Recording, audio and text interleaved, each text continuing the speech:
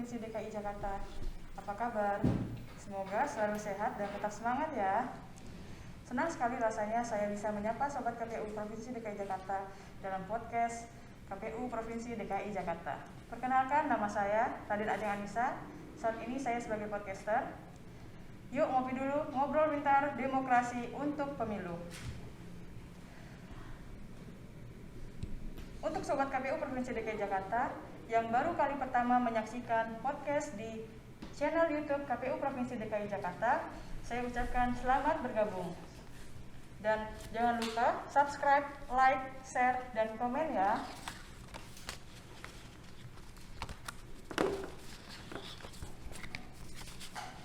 Sobat sekalian, pada podcast hari ini kita akan membahas bagian keuangan umum dan logistik di KPU Provinsi DKI Jakarta. Keuangan umum dan logistik merupakan bagian terpenting dalam suksesnya pelaksanaan penyelenggaraan pemilu. Hal ini dikarenakan dalam setiap penyelenggaraan pemilu akan berjalan dengan lancar jika perencanaan keuangan dan logistiknya sudah terarah dengan baik. Hari ini telah hadir bersama kita Bapak Saono.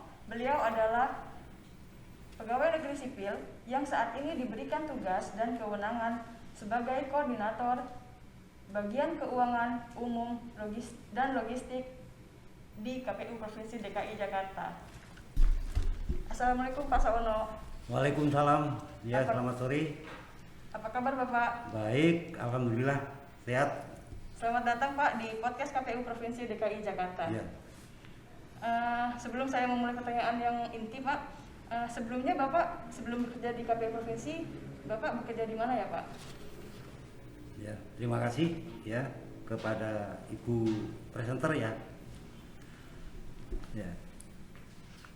Jadi sebelum saya bekerja di KPU Provinsi DKI Jakarta, sebelumnya saya bekerja di Kementerian Dalam Negeri, dan saya masuk di Kementerian Dalam Negeri itu pada tanggal 17 Agustus tahun 1988. Ya, itu karir saya di pegawai negeri pertama. Kemudian di tahun 2011 saya mutasi ke KPU Republik Indonesia, KPU RI. Dan kebetulan saya di KPU RI diangkat menjadi Kepala Subbagian Perbendaharaan pada Biro Keuangan KPU RI. Itu di tahun 2011. Dan di tahun 2016 pada saat KPU Provinsi DKI membuka untuk asesmen pengisian jabatan eselon 3, kami mencoba untuk mengikuti kegiatan tersebut di KPU RI. Dan alhamdulillah dari hasil tes itu saya termasuk salah satu yang lolos dari seleksi untuk pengisian jabatan eselon 3 di KPU Provinsi DKI, yaitu di tahun 2016 ya. Pelantikannya waktu itu di KPU RI, dan saya melaksanakan kegiatan di KPU RI. Dan kebetulan pada saat tahun 2016 ya, itu 1 tahun sebelum penyelenggaraan pilkada di tahun 2017. Jadi itu sebenarnya tahun 2016 itu sebenarnya sudah dimasuk di tahun kegiatan tahapan pemilihan gubernur DKI di tahun 2017. Itu Mbak. Baik Pak. Kalau di KPU DKI sendiri sebagai koordinator KUL, apa saja ya Pak yang menjadi tugas dan tanggung jawab Bapak? Jadi sebagaimana tupoksi ya, untuk bagian KUL itu sebenarnya kalau saya lihat itu ada 9 item ya, yang menyangkut tugas dan tanggung jawab oleh atau bagi maksudnya tugas dan tanggung jawab yang diemban oleh bagian keuangan umum dan logistik, yaitu ada 9. Yang pertama itu ya menyangkut mengenai kewenangan terkait dengan pelaksanaan tugas administrasi perkantoran, juga di berikutnya itu kearsipan, juga terkait dengan kegiatan keprotokolan atau persidangan, terus selanjutnya yaitu pengelolaan barang dan barang milik negara ya, BMN maupun BMD, karena di KPU DKI sendiri itu ada barang milik daerah, dalam hal ini punyanya pemerintah Pemprov DKI Jakarta yang penggunaannya dipinjam pakaikan ke KPU Provinsi DKI, termasuk juga gedung ini. Gedung ini juga gedung pinjam pakai dari Pemprov DKI. Berikutnya yaitu terkait dengan tugas-tugas yang ada kaitannya dengan kerumah tanggaan kantor, yaitu yang sifatnya rutin. Nah, di sini mungkin ya termasuk ya pelayanan kepada seluruh jajaran pegawai maupun pimpinan di lingkungan KPU Provinsi DKI. Juga masalah keamanan kantor.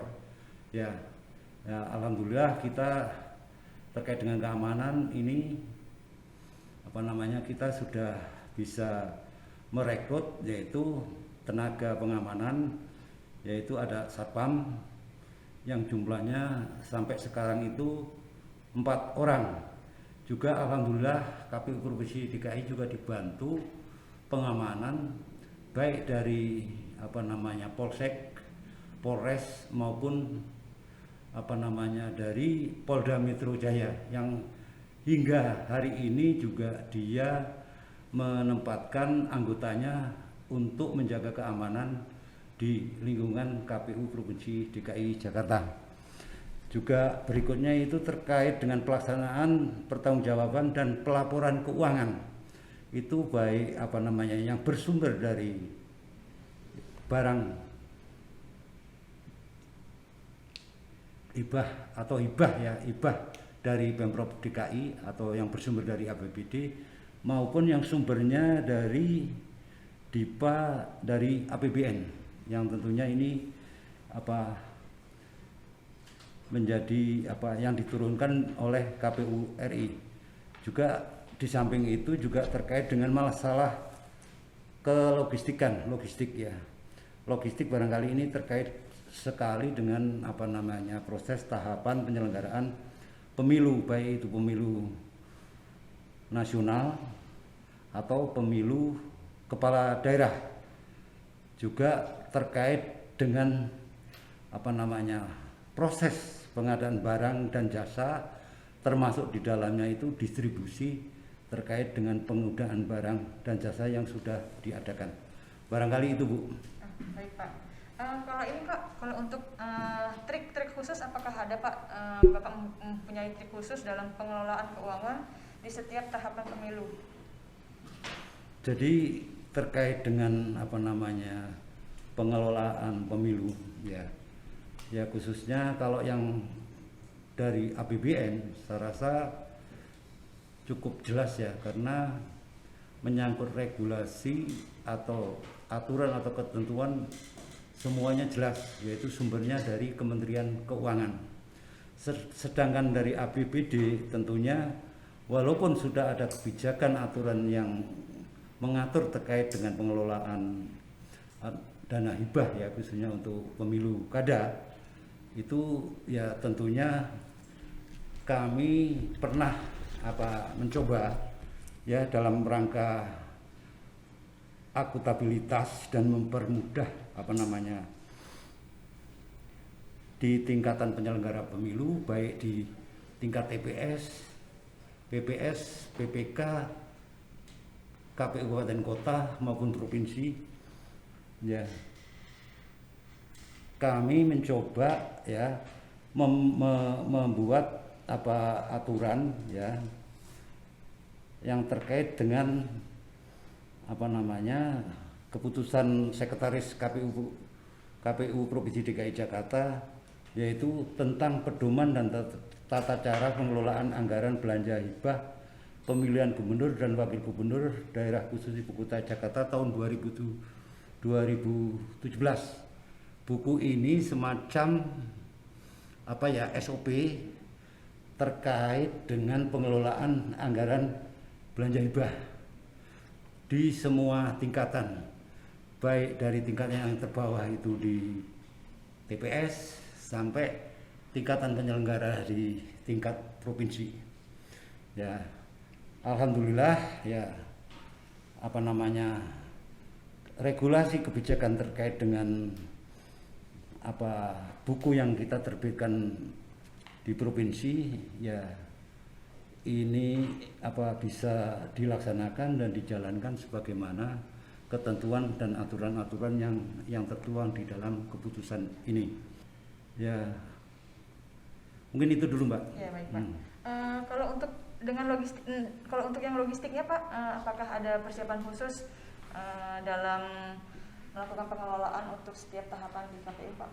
Jadi kalau yang terkait dengan logistik penyelenggaraan pemilu, baik pemilu nasional maupun pemilu kepala daerah pilkada, itu sebenarnya terkait dengan acuan atau semacam SOP, itu regulasinya sudah dikeluarkan oleh KPU RI.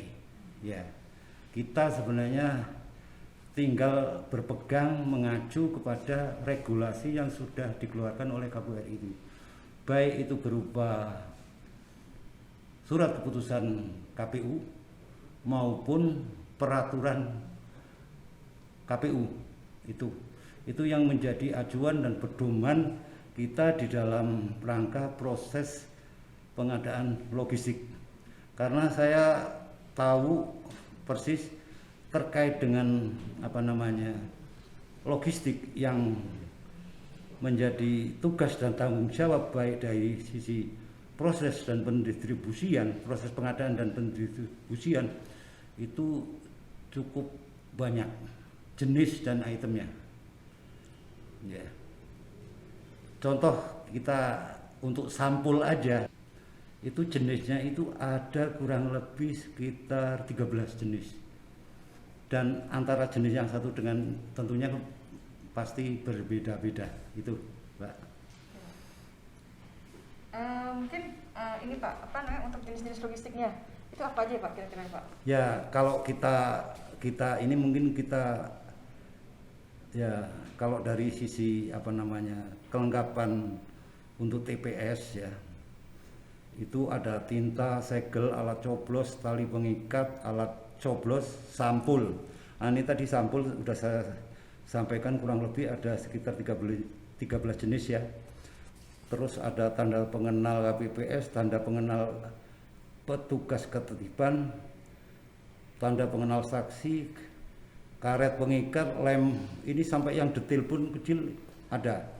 Sebenarnya yang paling rumit ya terkait dengan logistik, yang logistik pemilu itu terkait dengan pengadaan sampul dan formulir. Karena apa? Untuk sampul ya karena di penyedia itu tidak diproses melalui mesin, karena ada lanjutan kegiatan yang harus dilaksanakan secara manual, yaitu oleh tenaga manusia, yaitu bentuknya apa? Pengeleman dan pengesetan. Di samping sama juga itu yang diformulir, karena dari jenis formulir itu juga cukup banyak juga ya, cukup banyak sekali. Itu juga logistik formulir itu tidak selesai dicetak menggunakan mesin, tapi ada pekerjaan lanjutan yang harus dilakukan secara manual oleh tenaga. Ini yang kadang-kadang memang kalau dari sisi perencanaan kita kurang matang, ini akan jadi masalah, yaitu dari sisi ketepatan waktu ya buat KPU Provinsi DKI dari proses pengadaan sampai proses proses pengesetan yang akan dilakukan oleh teman-teman di kabupaten kota. Kemudian juga ada lagi itu kegiatan yang perlu dilakukan oleh teman-teman di tingkat bawah terkait dengan logistik, itu adalah surat suara.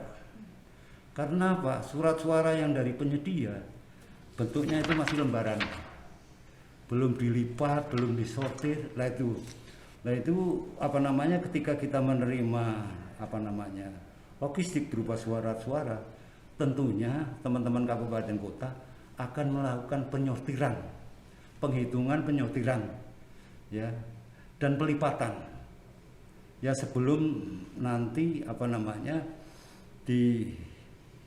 dihitung berdasarkan dengan jumlah masing-masing TPS atau PPS atau PPK itu. Dan alhamdulillah ya kalau kemarin dari sisi proses pelipatan ya, karena di dalam regulasi yang dikeluarkan oleh KPU RI itu sudah ada mengenai jadwal waktu kapan proses pelipatan sampai kapan prosesnya selesai, itu ada batasan-batasan waktu yang tetap harus kita pegang ya sebagai acuan kita di dalam rangka pelaksanaan kegiatan penyediaan logistik itu. Dari istilahnya proses pengadaan, cetakan, distribusi ke kabupaten kota, terus di kabupaten kota ada tindakan kegiatan lanjutan berupa sortir, pelipatan dan segala macam, sampai nanti di H-1 itu bahwa posisi logistik itu udah harus sampai di TPS, minimal di PPS, baru mungkin pagi harinya dari kelurahan bisa didistribusikan ke masing-masing TPS di kelurahan tersebut. Itu. Baik Pak, dengan rumitnya rencana pengelolaan keuangan dan begitu banyaknya logistik yang harus disediakan, pastinya banyak suka duka ya Pak ya yang dialami selama Bapak menjabat sebagai koordinator keuangan dan umum. Ya, jadi kalau suka duka itu karena ya itu sudah menjadi tugas dan tanggung jawab ya oleh siapapun ya yang menjadi kepala bagian umum. Ya tentunya ya ini tetap harus kita tetap optimis bahwa apa yang dibebankan tugas dan tanggung jawabnya itu harus dilaksanakan sebaik-baiknya. Mbak, mungkin ini kita sampaikan juga ya ini karena dari sisi pengalaman itu yang sangat menarik ya, itu terkait dengan pengelolaan keuangan ya. Karena terkait dengan pengelolaan keuangan itu ya, kalau menurut saya itu ya, kalau proses perencanaan anggaran itu kan dilakukan kalau di provinsi oleh bagian DOS, dalam hal ini adalah bagian program, dia menyusun program. Begitu dari perencanaan anggaran sudah selesai ya, tentunya ini masalah keuangan akan beralih ya, yang tadinya menjadi tugas dan tanggung jawab bagian BEDOS, dalam hal ini bagian program, akan beralih ke bagian KUL, yaitu ketika contoh ya yang waktu dana hibah Pilkada 2017 ya kita ya berdasarkan NPHD ya, dari alokasi dana hibah itu besarnya kalau menurut saya itu mungkin ini pengalaman yang paling unik karena bagian keuangan khususnya ya, keuangan itu harus mempertanggungjawabkan terkait penggunaan alokasi dana hibah. Nilainya berapa Mbak? 472 miliar. Itu terdiri dua untuk kegiatan tahapan. Ini memang beda ya, sebagaimana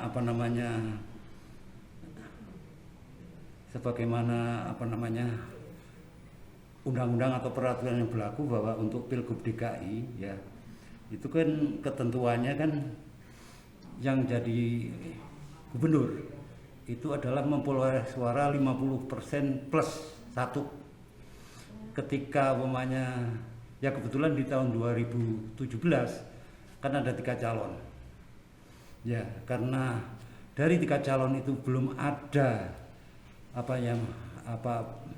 yang mendapatkan perolehan suara 51 plus ya persen plus 1%. Akhirnya di DKI ada 2 putaran. Jadi yang terkait dengan alokasi anggaran 472 miliar sekian itu ya, itu digunakan untuk penyelenggaraan pemilihan pilkada putaran pertama dan putaran kedua. Putaran pertama dan kedua itu sebenarnya jaraknya tidak terlalu jauh. Itu mau nggak mau juga akan berpengaruh terkait dengan pengadaan logistik untuk putaran 2. Karena dari sisi peserta calon itu pasti beda. Untuk